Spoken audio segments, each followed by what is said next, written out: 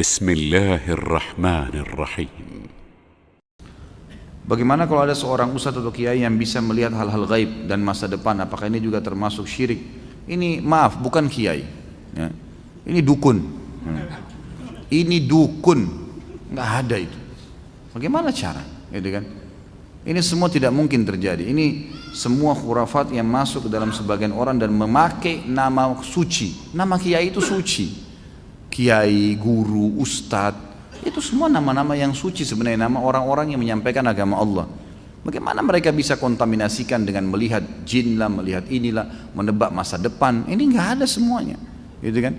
Nabi Muhammad SAW, guru dan kiai kita, disepakati oleh semua ya kaum muslimin. Nggak ada orang yang berani mengatakan, kecuali dia bukan muslim, bahwasanya Muhammad bukan kiai saya SAW. Kita pasti mengaku beliau kiai kita yang paling besar. Semua mazhab apapun ikut kembali kepada Nabi SAW.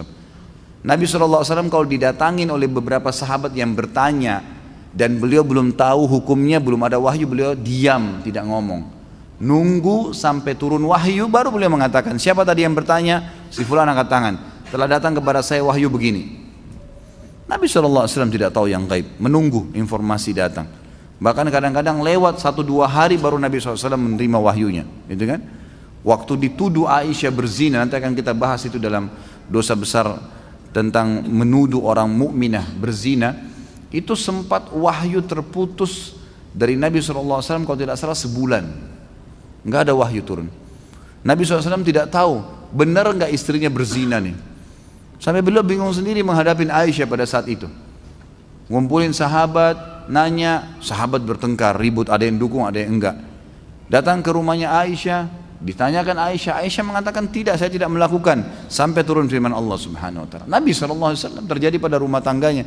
Turun ayat Al-Quran, nanti akan kita bahas tuh. Ayat-ayatnya lengkap semua menceritakan. Beliau tidak tahu yang gaib.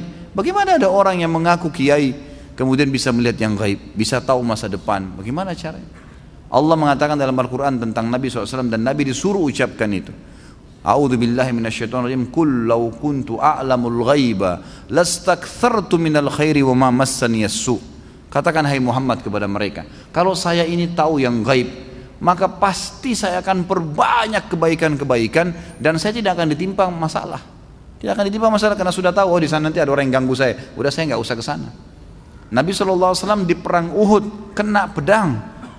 Sampai kemarin kita bahas kabar Abdurrahman bin Auf, bagaimana melengket pedang di topi besi beliau, dan Abdurrahman cabut radhiyallahu anhu dengan giginya sampai giginya tanggal, luka berdarah kening Nabi SAW. Gigi beliau sempat pecah, pundak beliau sempat kena hantaman pedang orang kafir. Nabi SAW tidak tahu itu sebelum keluar dari Uhud, sebelum keluar dari Madinah, nggak tahu sama sekali. Bahkan beliau mengatakan, saya rasakan sakitnya sebulan, gitu kan?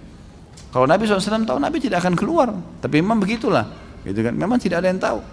Dan ini sudah panjang lebar. Ada juga judul di YouTube, bisa dilihat ceramah saya, Kiaiku Muhammad, Kiai Anda siapa? Panjang lebar saya jelaskan. Banyak dalil-dalil Al-Quran, banyak sekali yang menjelaskan kalau Nabi SAW tidak tahu hal-hal yang gaib, tidak tahu masa depan, gitu kan? Jelas semuanya itu.